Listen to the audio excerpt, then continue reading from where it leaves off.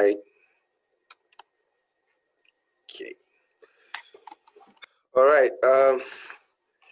We're good now. Thank you very much, everyone, for joining us. This conversation shouldn't take more than 60 minutes. I could borrow maybe say 5 minutes extra, so 65. Time I'm getting this done. Thank you for coming through. I really do appreciate it, even though we had to quickly change our mode of broadcast real quick. So I'm glad a few people have gotten the memo very quickly. It's a pleasure to have you guys on, and I'll go straight into it. I'm having as our mentor for the month of December, Beverley Agbakoba Onyejianya, an excellent sports personality. I like to use that word, although she's more renowned in the legal side of things, but she's our mama when it comes to sports, because she's doing something that is quite unique. Trailblazing, to say the fact. I mean, there are very few female administrators when it comes to sports. Please, can you turn off your mic? Thank you very much. So I'm excited to have her on because we started a campaign at Ball Africa, which is basically looking at celebrating women who are doing things around the sports ecosystem, and she's one of those.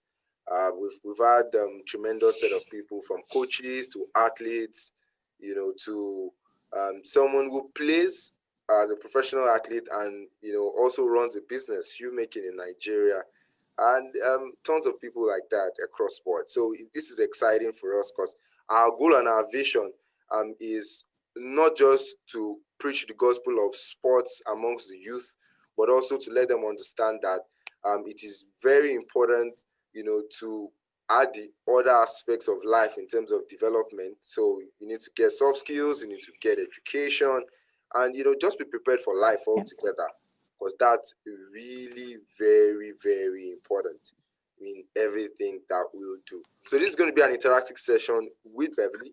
Please drop your questions in the comment section as we go on, and I'll sure read them before we close the conversation right here. So I'm welcoming Beverley again, and we'll be having a sort of Q&A. I wanted to find out how it is and what our journey has been in the world of sports, particularly here in Africa, because it's not as smooth. Yeah, we know women in sports is gradually gathering the needed support and the voice, but trust me, it's extra when you look at it from an African perspective. So I'm very excited to have her on. Our CV is huge. If I start reading it, we'll probably spend like 30 minutes of the conversation. So I'll just leave it at that and be modest. Thank you very much, Beverley, for joining us. It's a pleasure and a huge honor. Thank you for having me. Yeah. So thank you for having me. Yeah, thanks for having me. I'll start. Yeah, and thanks for having me. I'll listen. Okay. Please endeavor to turn off your mics. Please don't turn off except when we get to the point where we want to ask questions, and I'll give you the info when you need to. Wait, who is Beverley? I don't know who she is.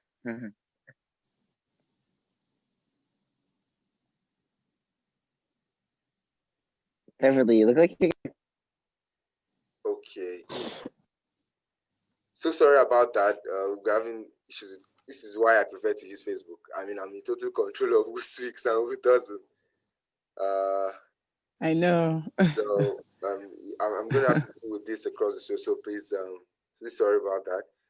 So Beverley, let's dive into it real quick. That's fine. Wait, did you accidentally mute me, or did you mean to mute me? Paul, I actually muted you. I'll be opening the doors for questions at the end. So please, until then, I would like to have your mics muted before we get to that aspect of. So we can talk at the end. Should we mute for now and talk at the end? Yes, please. There'll be openings for question and answers. So I would let you guys know when that time is right. Okay. Thank you very much. So Beverley, let's start this way. Yes. How did sports start for you? um, you own a team now. You're passionate about development of Yes, sports. I do. You also own a football club as well. So let's start from the beginning. Well, founded. What club is it? Founded. So how did it all start? Okay, it's called. Okay, just for the person who just asked, it's called Lagos Tigers FC, Lagos Tigers Football Club, and it's for youth between the ages of 3 and 15. When it first started, I didn't plan to set up a club to begin with. I didn't. Like, trust me, so there's so much work involved that I didn't knowingly go into it. I went into it because of my son. I've got 3 kids. So my firstborn, he's now 11. I needed him to get involved in sporting activities, and so I decided, okay, I will set up an informal session just for kids to get together and What's your and kid's play name? ball. I might know him. My son's name is Luca, but his I think my nickname cousin is plays for that team. TJ. My cousin plays for that Oh. team, I think. Okay, great. So basically, my foray, if I start from the very beginning, when I was younger, I was not very sporty at all. I was more musical. I was more into music and things like that. Do you know how to yodel? Do you know how to yodel? Sorry, No, Paul. Sorry, I don't. do you mind not speaking? And we'll speak at the end. Thank you. Please go on, Beverly. I thought you said it's Any- question time now.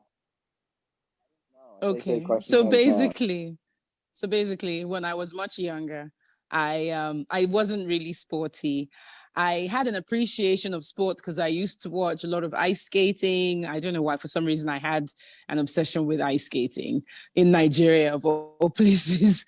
But I personally wasn't sporty. But in primary school, occasionally, there would be, say, 100 meters, which I would take part in.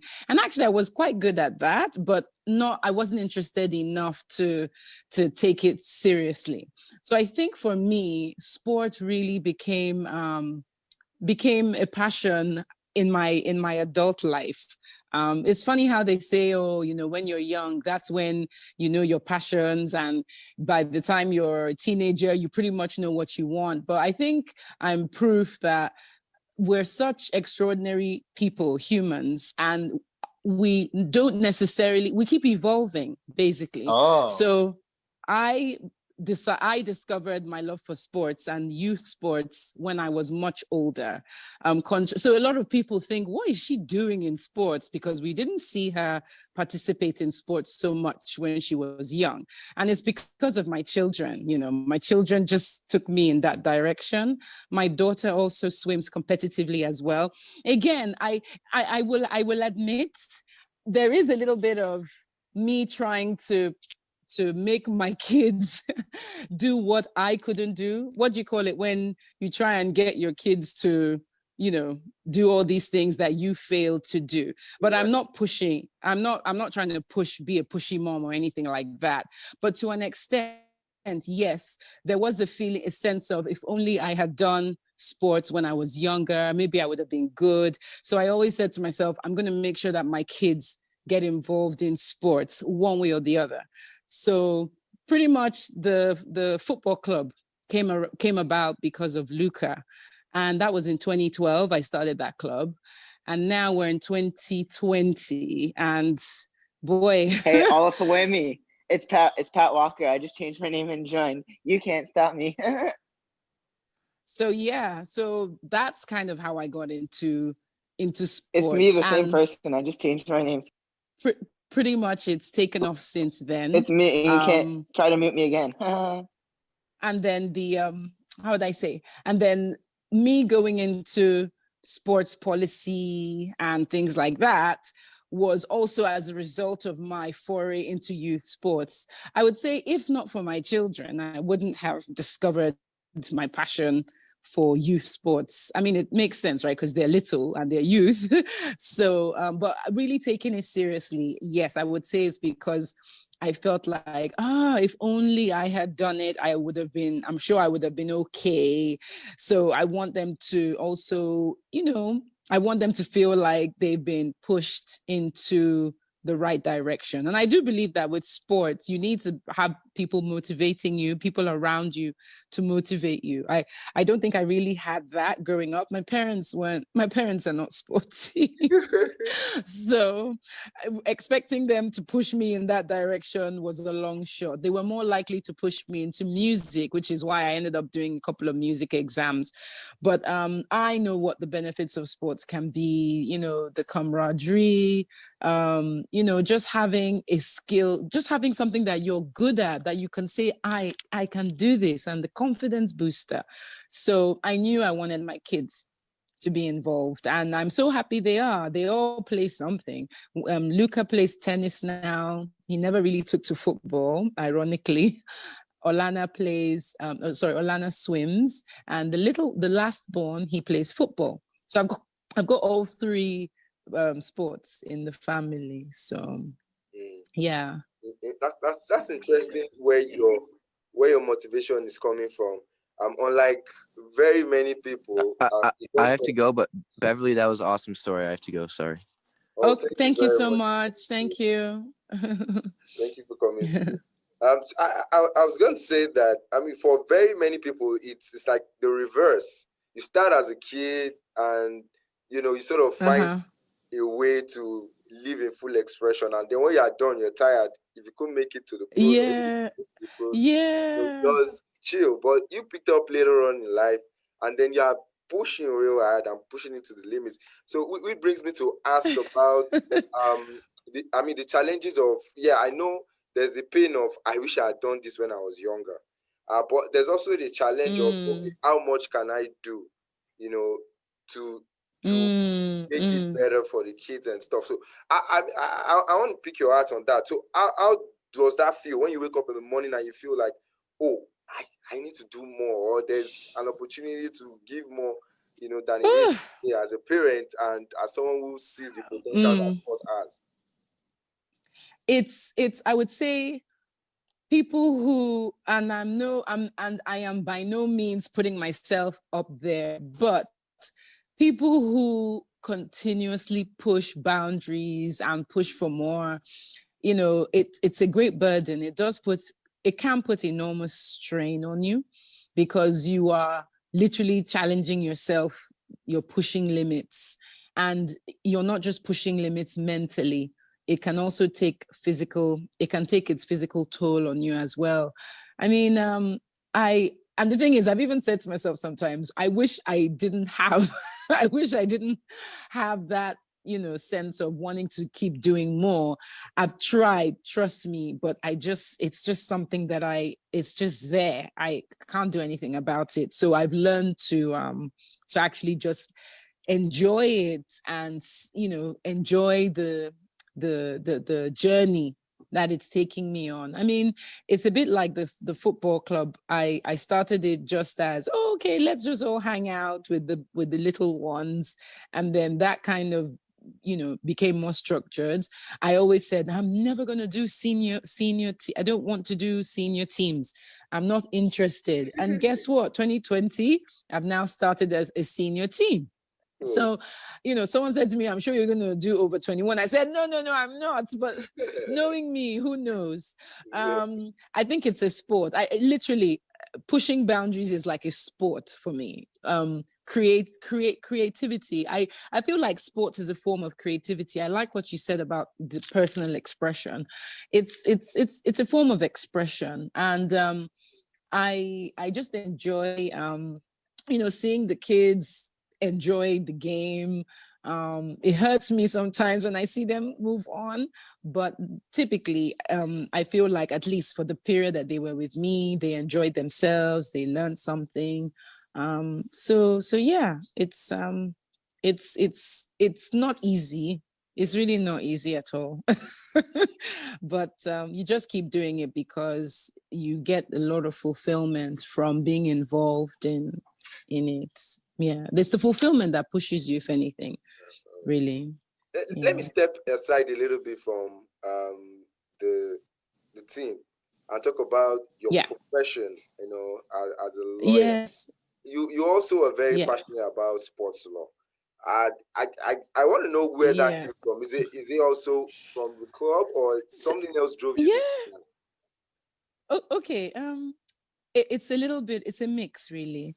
Again, it's one of those things where you start something, you can't see the whole staircase. You just take a step, and next thing you know, all these additional steps keep being added. So I was getting people ask, oh, so what are your plans for the kids after a certain age? And I'm like, well, it's just recreational, it's just for fun. I was almost refusing to connect the dots, to be honest with you.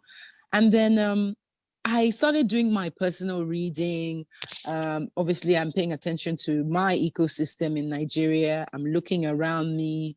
I'm hearing stories, not great ones and great ones. Great in terms of we have, immense talent here, so much talent here, and a lot of it gets wasted. And then on the other side, the governance is undeniably in a mess. So I kept thinking, okay, there seems to be a niche for sports law. The more I read, the more I saw, okay, there is actually a practice of sports law. There is a practice, but it's just not well known here. So I think coupled with, people asking me questions about the children. I mean, to be honest, the children were not the motivation. It wasn't like, oh, I want to do sports law so I can do transfers. No, that was not the motivation. The motivation came from wanting to help to strengthen and develop our ecosystem. Strengthen in the sense that, there's so many things we're doing that are not done properly. right? There's so much we don't know. There's so much that professionals don't know they're supposed to do. It's all about standards. The standards are just quite poor here. And that whole concept that in Nigeria, sport is seen as either something you do because you can't get a job in a bank or it's a job you do if you're a layabout, like for the longest time, people just didn't give it the respect it deserved, as with other sectors. So I felt like, well, if abroad these people are enjoying a certain, status, these people are helping to improve the sports ecosystems, why can't we have that here? So I guess luckily for me, I tend to have a knack for falling into new areas, because this is exactly what happened to me when I was in banking and finance. I got into an industry when it was literally just becoming popular, and I quickly, kind of made a mark there. And I knew that I wouldn't be in that industry for long. And I kept saying, gosh, what else could I do? Is this all I can do? So when the sports law opportunity came up, I was like, okay, this is fantastic. This is a proper intersection of things I genuinely enjoy, which is, the legal side, the regulatory side. Sports is a very regulated industry, which people always fail to forget. They always forget this. It's people just think, oh yeah, sport is just for play, it's for fun, but it's a very, very highly regulated industry. We're lacking a lot of things here. We don't have all these world anti-doping standard labs. We don't have so people just don't take a lot of things seriously as they should. But if we had a good environment structure here, then I think it would be held in higher regard. So for me, that was it. I knew I had something juicy I could jump into. And most importantly, I knew, because of the state of the industry when I met it, I said to myself, this is great. I can be a builder. I can help to build. I mean, not me alone. There's people that have come before me. So I can help. I can lend my services, expertise, know-how, enthusiasm to help rebuild the industry and make it great. So that's kind of what I've been working on doing, and there's still so much work to do because there's so many aspects of sport, from dispute resolution. It saddens me that there's no access to justice for athletes who maybe get wrongly dropped, they get deselected from a team, or perhaps you get into a dispute with your club doesn't pay you. You hear all these stories about clubs not paying athletes, and who do they turn to? They don't know who to turn to. So it makes me happy that there's many solutions that we can come with in the sporting industry, whether it's ADR, which means alternative dispute resolution, which means not in the courts. We can settle this outside. Policies, reforms, so many things. So my passion for sport literally just grew like a huge ton from youth from the youth sports side of it to now looking at policy reform and legislation. So yeah, it's really been quite a 360 degrees look at sport for me. I share your passion, because you said something about the fact that building an ecosystem and developing, which is why I'm also doing what I'm doing. Because yes, and you're doing a good job. Yeah, I think it's very important we begin to develop that ecosystem, because sports is regulated, like you said, and it's huge. It's a big industry, Yeah. But let me ask you about the challenges you faced so far. With regards to sports law and of course doing the right things. we are not following, and you also do compliance as well. So what has been the challenges for you in the sports side, and really, how much of good business has it been in this side of the world? Okay, so it is good business, because when you look at, I think I attended a program back in February this year. I can't remember the name of the program, but basically one of the most important stats data that was one of the most important stats that came out of that event was that we have about 25 million school children in Nigeria alone. Wakanda forever. Wakanda. So Wakanda forever. 25 Wakanda forever. Niggers. Please go on. Sorry. Okay, fine. So yeah, 25 million school children. Now that's a lot. 25 million, that's like the size of some countries. Okay, so imagine that capture audience. Think about the number of companies you would need to service 25 million children. And we're talking children from nursery right up till about 18, which is when they're about to go to university. So the market is huge, and the market can accommodate pretty much any social class, whether it's lower, working class, upper to middle to upper, etc. So yes, I think it's not like I did a business plan or anything before I started the academy.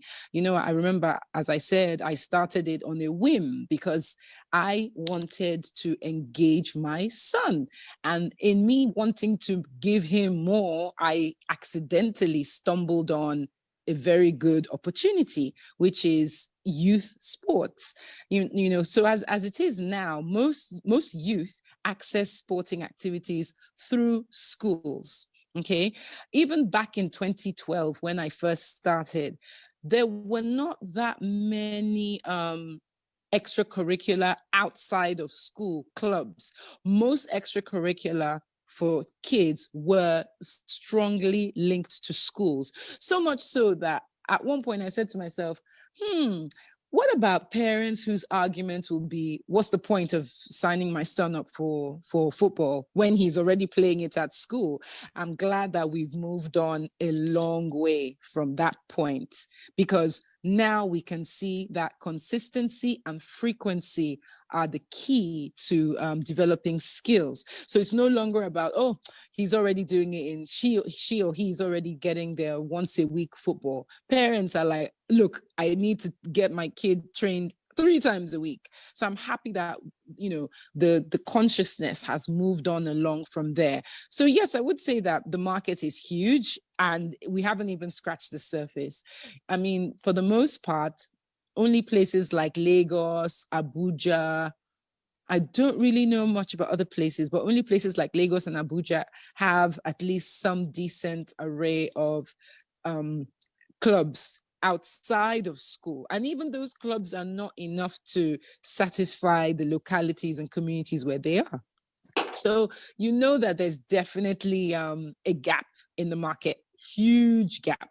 And we haven't even talked about mental sports like chess and Go. Go is a Chinese game, drafts and things like that. So yes, the market is huge.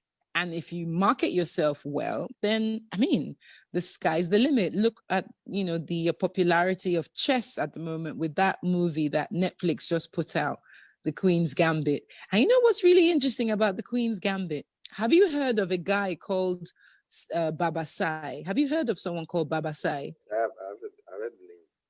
I'd never heard of this guy before. Oh. And I suspect Queen's Gambit character is based on Babasai. Babasai, for people watching, was an African from West Africa somewhere. I suspect the French part, either Senegal or somewhere. He was a chess prodigy. So you can imagine the number of parents now that would be interested in getting their kids involved in things like chess. And we definitely don't have enough chess competitions and tournaments. And so there's a lot of scope for youth games, a lot of scope. There's so much scope. We haven't even scratched the surface at all. But yeah, it's exciting. It's a lot of work. It's a lot of work. But yeah, it's good. It's exciting. I've met so many cool people. It's a totally different to like my typical law environment. I feel really enriched by my sporting networks and links and all of that. Yeah. Okay. So you mentioned schools. So I would go into it very quickly. Okay. Before I had another question prepared, but I would ask about that school system. The Okay. place of education. Yes. With regards to athletes, and also, you know, how much the schools can do in terms of investment in sports to ensure that Yes. we develop the sports, the interest in the kids, and, you know, grow the ecosystem altogether from the cradle. Okay. Let me see if I understand your question. How much can schools invest? Can schools do It's- invest? Not necessarily, you know, money now. I mean, in equipment, in education. Because, for example, Yeah. most schools in Lagos now don't even have enough Yeah. playgrounds. I To know. start with. Then, secondly, sports is also regulated to just be physical and health education. So we just come Yes. football, we play basketball, and we go. But we just spoke about the potentials that are in there. Personally, I think sports is like agric science or chemistry that has broken into so many parts. I mean, depending on Yes. what interests you, and you can. So I look at it and I'm ask myself, what can we put on ground for schools to look at to say, look, we need to take sports more seriously. For someone who is advocating for it, like you do, and Yeah. I do, really, if a proprietor was listening now, what best words What would would you I? describe here? Okay, that's a really good question.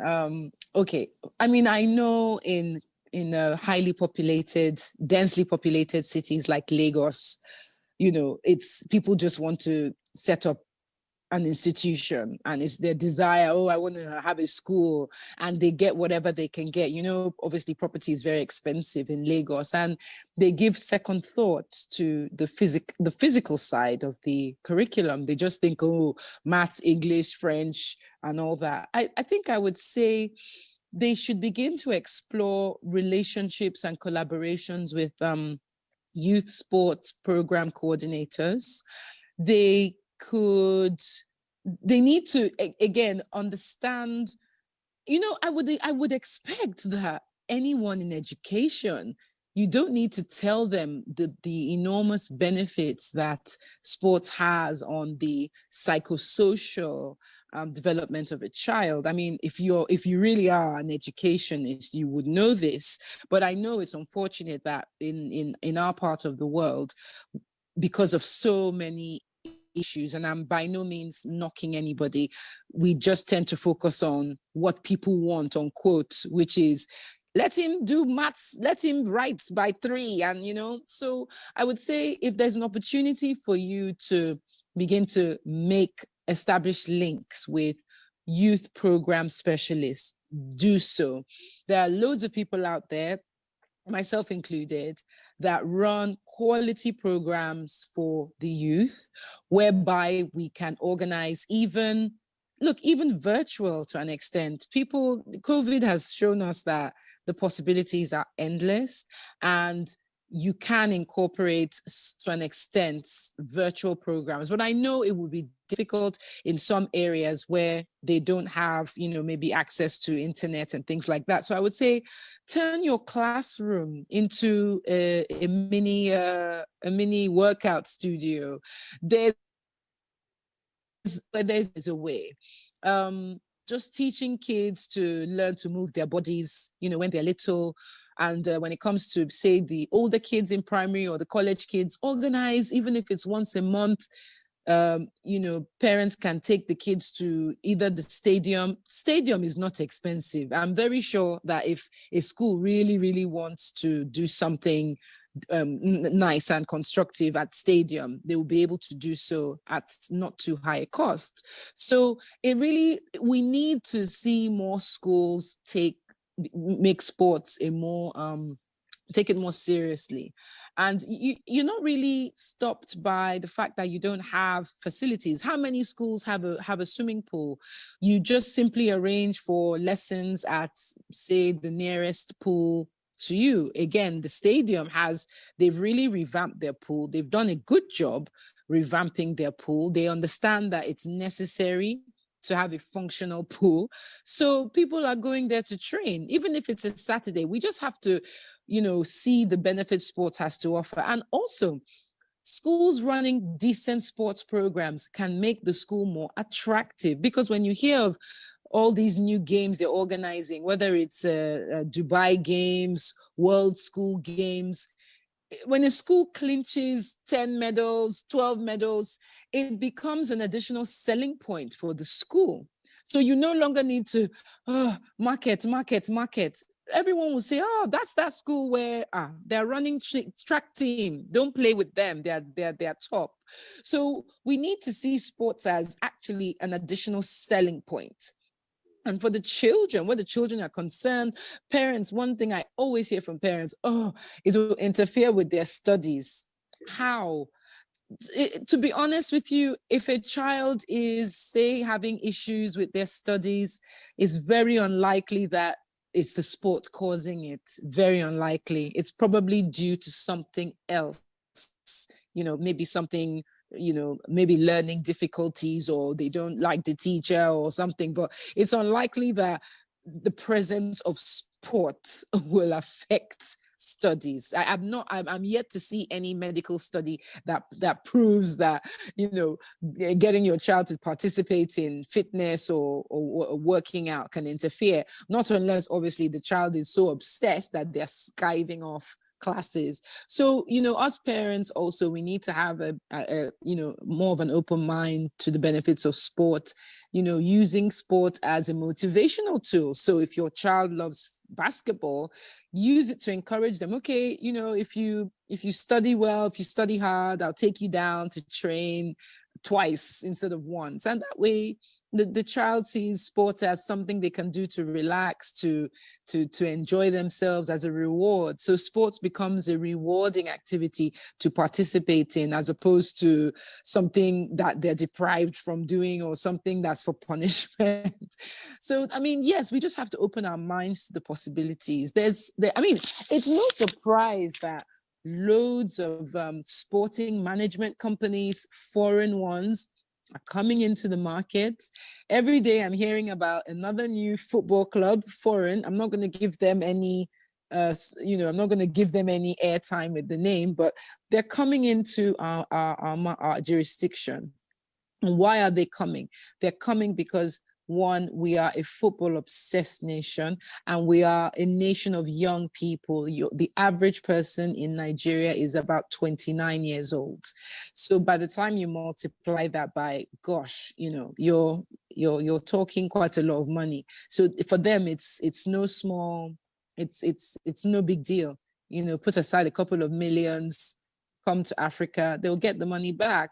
So if the foreigners recognize that the youth are our major asset, the youth are our biggest assets. So we need to recognize this and invest in them. And, that's the message I have for schools.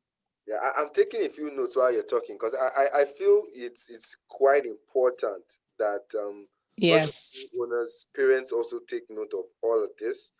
Yes. So thank God we're recording this, so at some point we'll share it on Good. media, Good. platform, so they can listen to this. Because in America, for example, what you said is Yes. exactly what is obtainable. From the school Yes. perspectives, they keep trying to get excellent, very talented kids, Yeah. them from the Yeah. communities, because they Yeah. know once they do well, they'll get more kids to come to school. And that's Exactly. marketing for them, and that's Yeah.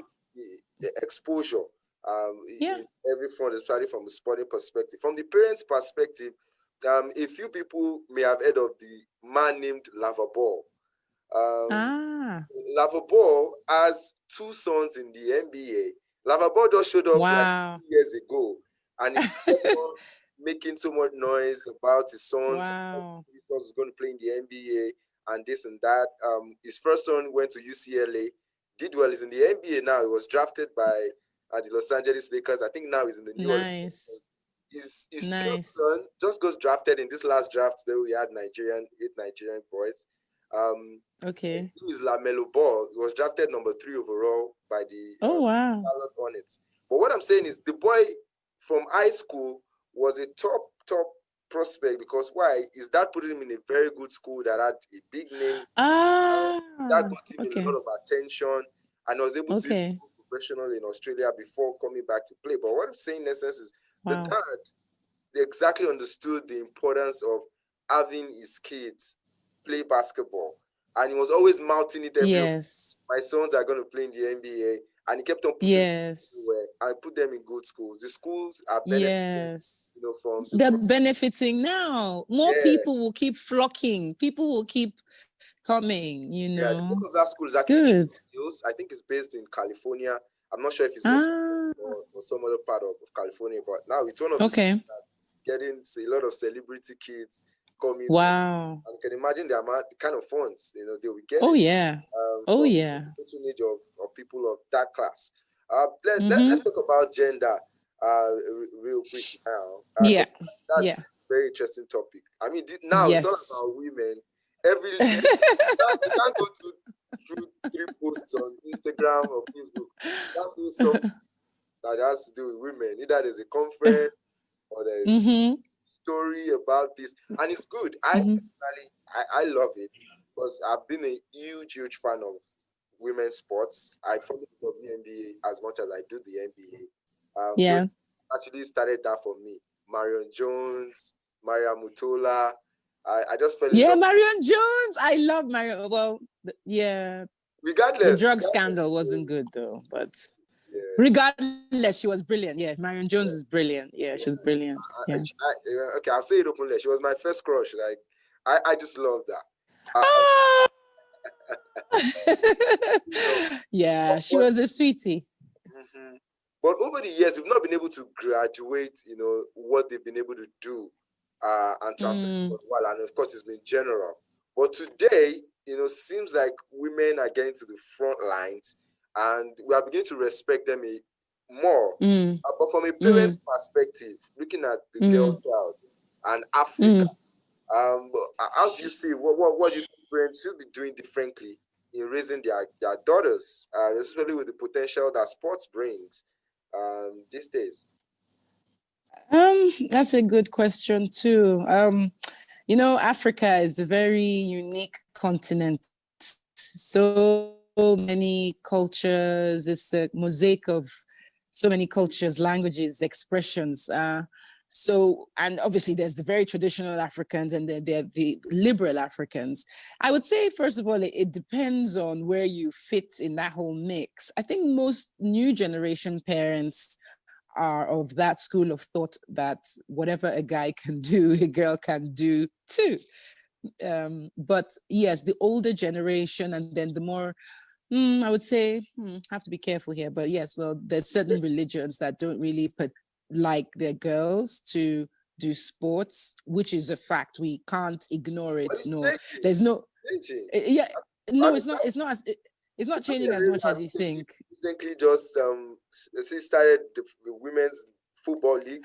Yes, they did because the new king or prince rather is I hear more forward thinking, but that does not mean by any means that the entire country has now changed in terms of its outlook. You'll be very surprised to know that majority still have a certain attitude to women doing sports. So it's gradual. What I feel is, let's not make excuses about, this same conversation in the context of sponsorship, Femi, you will be shocked to hear people's remarks. You will be shocked, even our peers, who you think are open. They'll say, no, what are we putting so much money into women's sports for? What are we pumping money into women's football for? At the end of the day, it's the men's game. It's the men's game that brings the biggest ROI. These are our peers. So trust me, I'm not under any illusion that all of a sudden the old ways have gone. No, I think we're still very much in that period of trying to, raise awareness. And I feel that if you create the opportunities, people will come. So Saudi, yes, they've created the female league or I'm not sure what it is, but they've done something. They will surely attract those women amongst them that are given the permission to participate. So we can't keep saying, oh, no one will play, there's no money in women's sports, why are we wasting money in women's sports? They don't even have enough avenues to showcase their talents.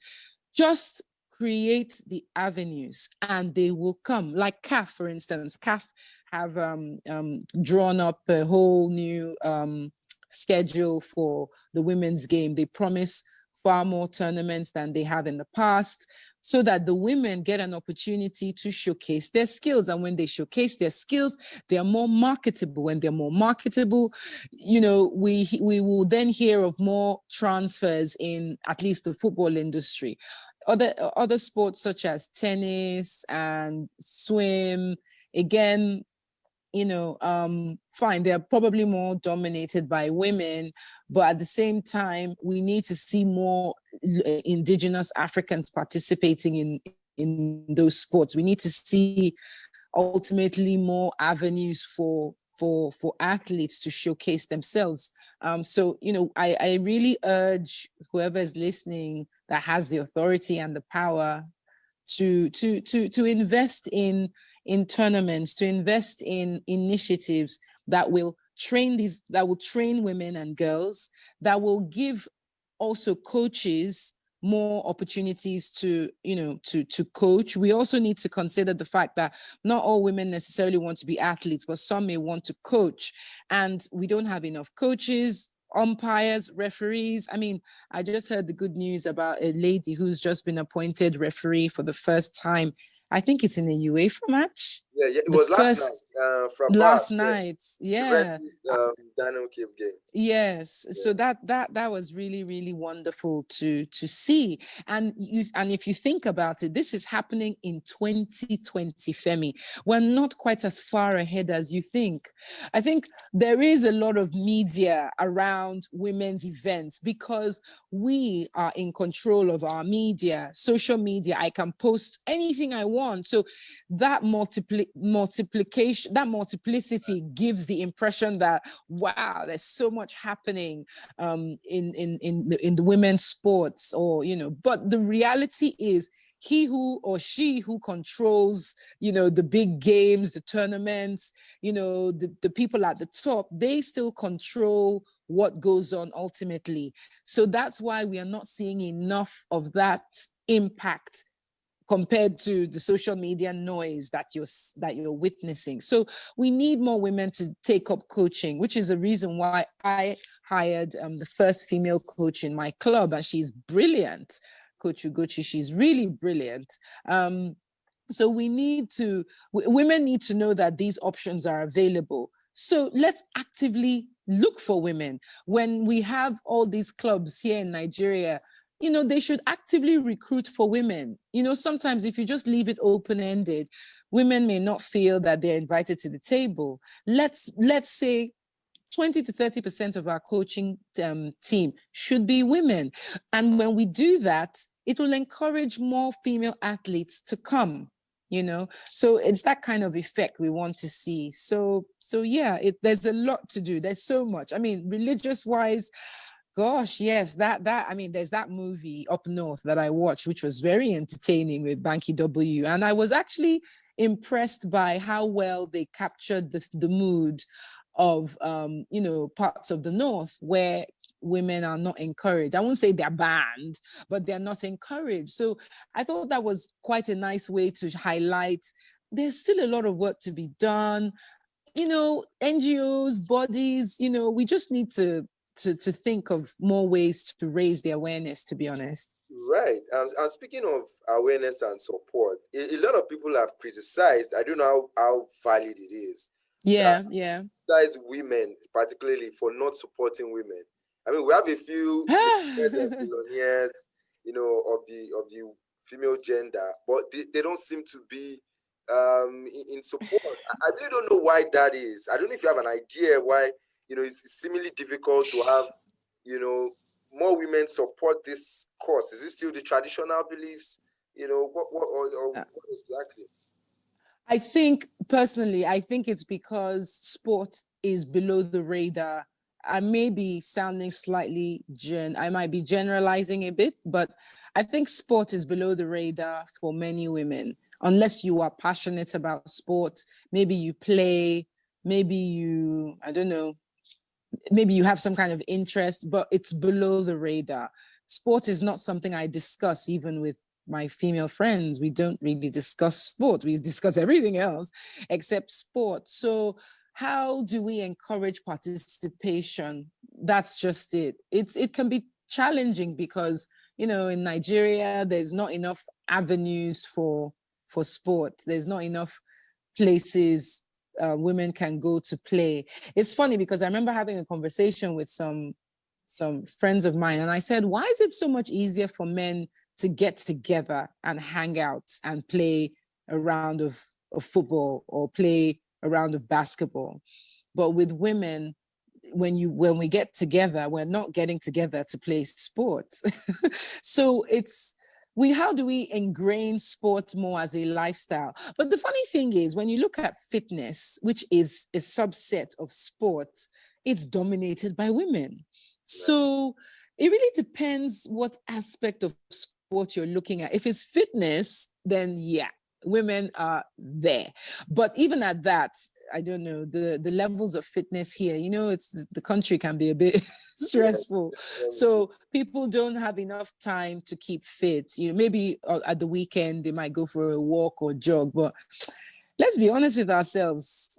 We don't have the level of participation that we really need to start a real revolution. We need that kind of revolution where sport is truly a way of life, and it's not just something, oh, my kids do sports, you know.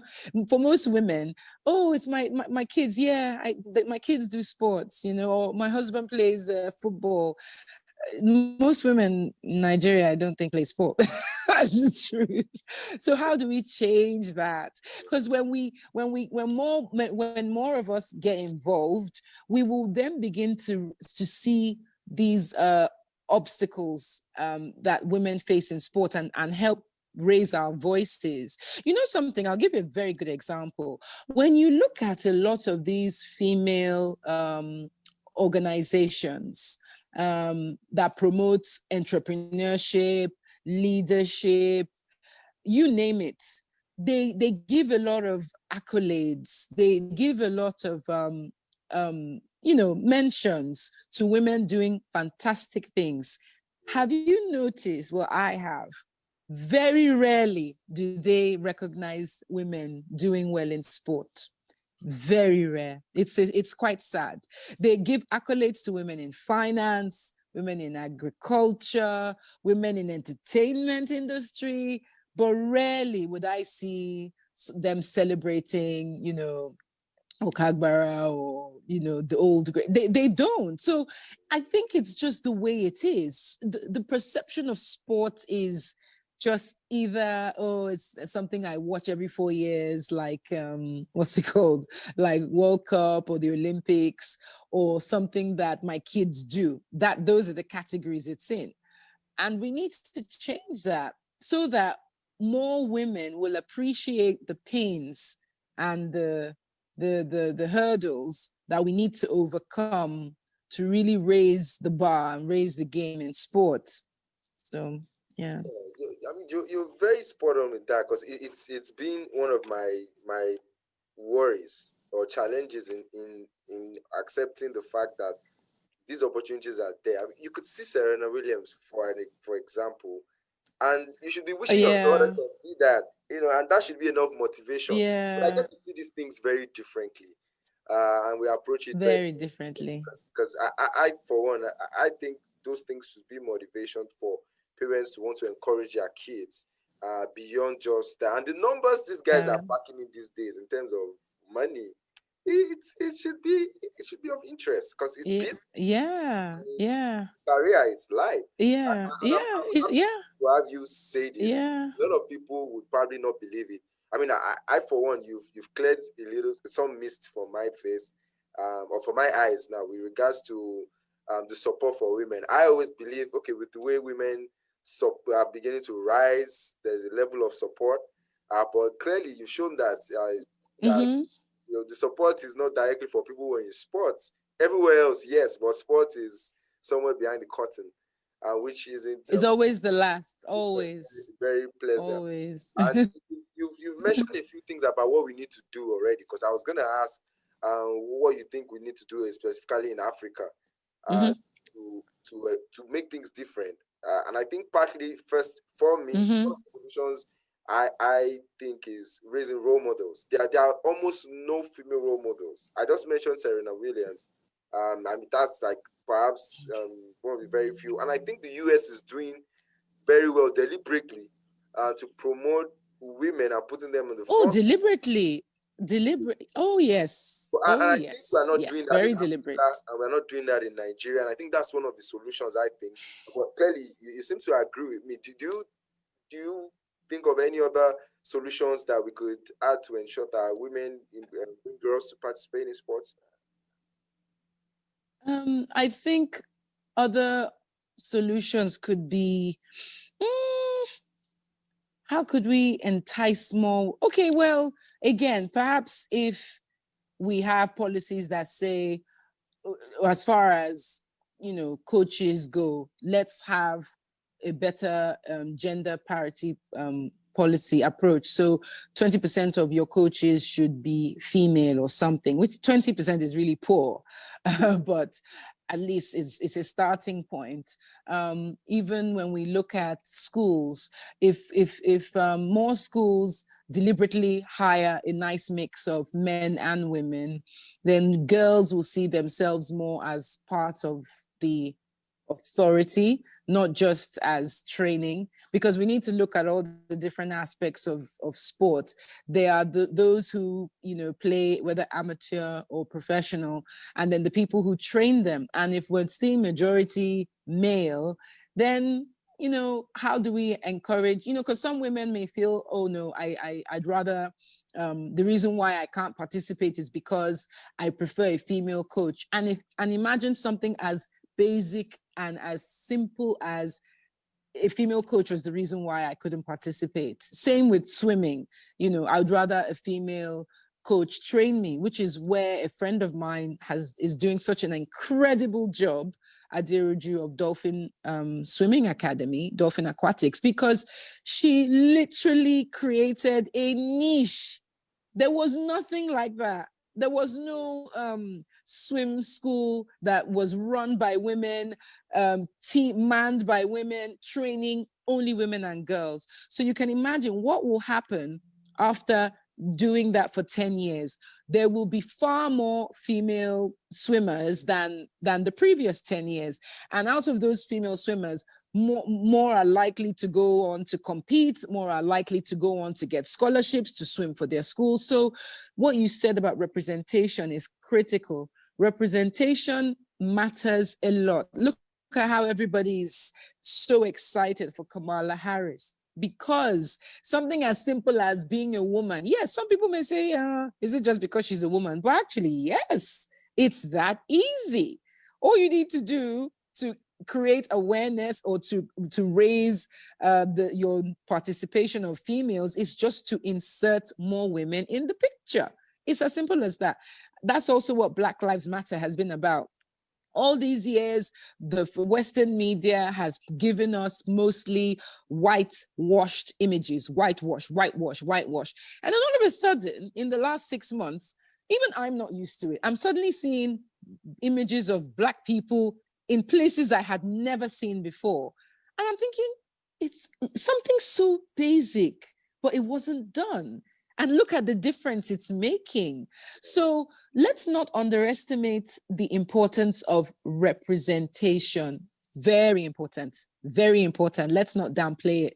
If we can do more of that, trust me, the effects in 5 years, 10 years, we'll feel a very positive impact.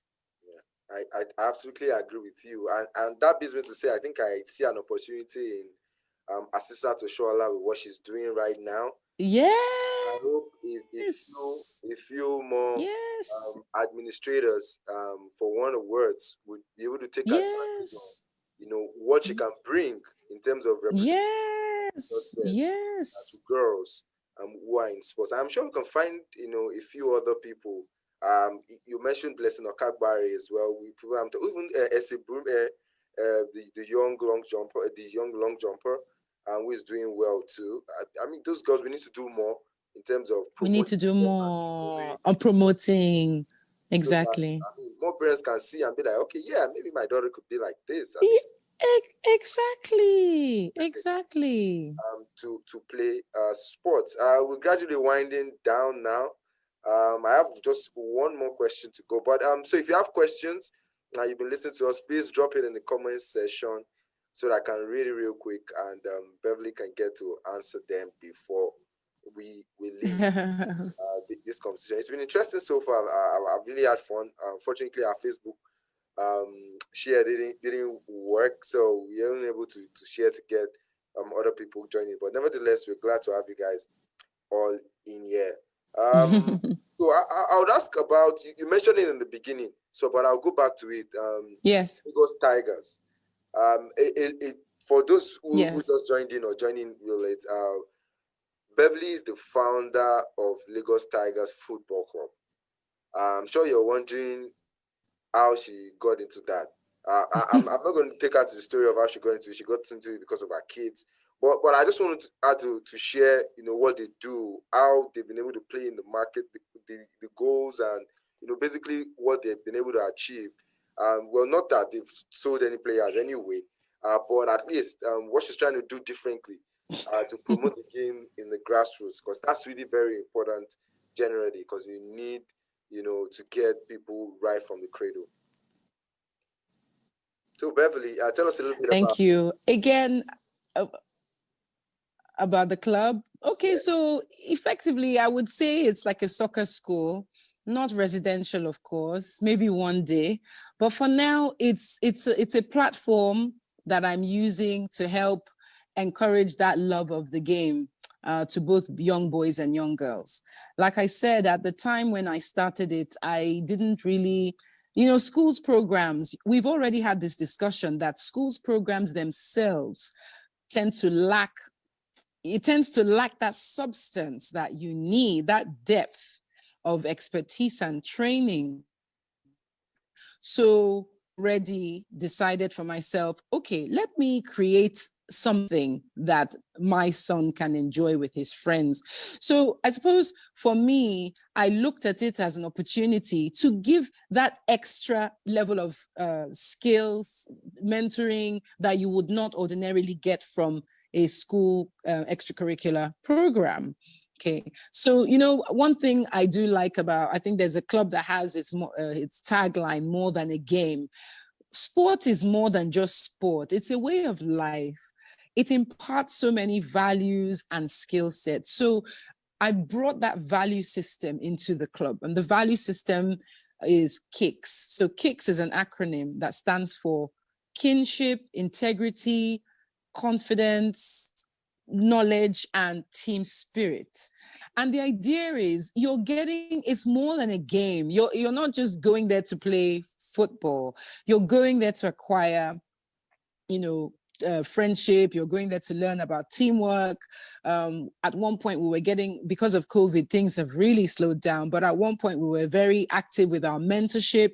We would get in mentors to come periodically to come and talk to the kids. So for me, it's a platform for children to express themselves, to learn more about the game, to acquire a real love and passion for the game.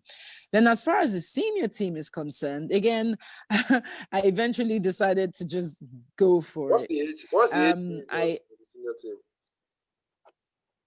16 to 21. Okay. So they're a bit older. They're a bit older than what I'm used to. I'm used to little ones on the 5, on the 8, on the 10s, 12s. So now I'm dealing with proper young men. But, it's all love and passion. And there's nothing like seeing people, do what they love. And if they can develop themselves through your platform, then for me, that gives me a sense of fulfillment. So that's pretty much what Lagos Tigers is about. It used to be called Little Tigers, but then, again, when I started, I was only thinking in terms of little kids. So when I made the decision to take the age limit up, I said, of course, no young man is going to join a club called Little Tigers. So I said, I need to maintain that L. That L, I did not want to get rid of the L because I had created a brand around LTFC Nigeria, LTFC, go LTFC. I really didn't want to get rid of the L's. I said, you know what? Let me just bite the bullet and call it Lagos Tigers. It makes it sound a lot more, than it is. And at the end of the day, Lagos is a good brand. The city of Lagos, we all know what it stands for, the hustle, a place where anybody can make it. So I just felt Lagos is perfect, to replace Little. So that's how Lagos Tigers birthed. And, we're on the journey, hoping that we'll make it to in a city full of thousands and thousands of grassroots clubs. But hopefully we will make our mark as well. So I mean, at least now I feel good because initially I had Little Tigers somewhere and I was wondering where I got it up. So now I know exactly. Evolution, Yeah, evolution, which is great. And I'm sure organization is something you take of major importance. But let me ask, any plans of perhaps maybe get into the league or some new things. And, yeah. I just told But you now that now. you are Lagos, you are moved to Oh God. Lagos. Oh gosh. I need a break. You people should free me. Let's watch this space. Who knows? Who knows? I will never cut short my own aspirations. Maybe. Let's see. Yeah, you just never know. Yeah. And you really don't even have to go professional. I think sometimes some of these opportunities that come even from Yeah. other things, you're running a sort of Yeah. I would say curriculum based kind of Yes, it is a curriculum based. Yes, exactly. so I mean you could Yes. get partnerships, you could get all many other stuff done, Yeah. and you Yeah. a new charge and setting up a new terrain for administration management, which is very great and very exemplary, and I must say personally is motivating for me. Thank you. And I want to say a very big thank you. I don't seem to see any question here, so I guess we've come to the end of this conversation. I would like to say Thank you. I would like to say thank you very much for availing us your time. I had a good time. Thank you. Yeah, too. Though we had a little technical issue. Sports, you get on with it. You just keep moving forward, right? No matter what. What matters most is 90 minutes. Did you win? And I think we won today. Exactly. Oh, Queen Mosef. Oh, she's just asked a question. Hi. Any plans to accommodate girls? You know something, Queen? I do accommodate girls. It's clearly on my mission statement. It's a junior football club for boys and girls. But I do recognize something. When kids are younger, it's important to give, especially for sports like football, which can be quite, there's a gender bias towards boys. So naturally, I have far more boys than girls. The girls that did come, they were intimidated. So I can see why it is important to have, girls teams, even at that age. There's, some of us think, yeah, we can just have, mixed group teams, which is what I thought. I thought, okay, it would be easy. Just have mixed groups. Girls are welcome, of course, boys welcome, but they didn't last. And that was kind of insightful to me. I kind of made an assumption that the girls would just come, they'll just come, but they would come and they would leave. You know how it is, us women, it's hard enough operating in a male-dominated environment when you're an adult. All the stresses we have to deal with, and talk less of a little one. So I mean, naturally they just left. So yes, I will not say no to having a girls team. For me, it's resources. So I think what I need to do is I need to invest. I need to look for sponsors. I need to just make it a focus for even 2021. So yes, I will work on that. And you can hold me to it. There you go. She's giving a word. And just and let me be a prophet here. I see the FC changing to SC very soon. Hey, that's sports club. Oh gosh. The way you're going, I think you'll be adding some few sports very soon. Wow. Okay. Thank you for the prophecy. I claim it. I claim it. Thank you so much, Beverley, for joining us. Thank you for having me. I had a good time. Christmas gift at Ball Africa. Because having you as our last mentorship mentor for the mentorship session for the year is an awesome way to end the year. I couldn't have asked for it, honestly. Thank you. Same here. It's a good way to end the year, I have to say. Thank you. I enjoyed it. Thank you. 2021 and the great things. We all are. Oh gosh, we all are. Better days ahead by God's grace. Yeah. So I want at this point also thank everybody for coming through. Thank you, Amos Joseph. I can see your comment. Thank you, Adigbiti Adenike. Also, thank you, Akasike Inde Lamidi. That's my boss. Thank you. NTA Lagos. Thank you so much, everybody. It shows that I appreciate we are listening. on the right track. Yeah, good one. Thank you, Mr. Jide Bello, as well, for coming through, even though we had all of this. On this note, I want to say thank you to everybody all together. I've said thank you individually. So many times. All right, then. And Merry Christmas. Let me use this opportunity to say Merry Christmas, everybody, and stay safe out there and keep loving sports. Yeah. Cheers. Bye-bye. Bye.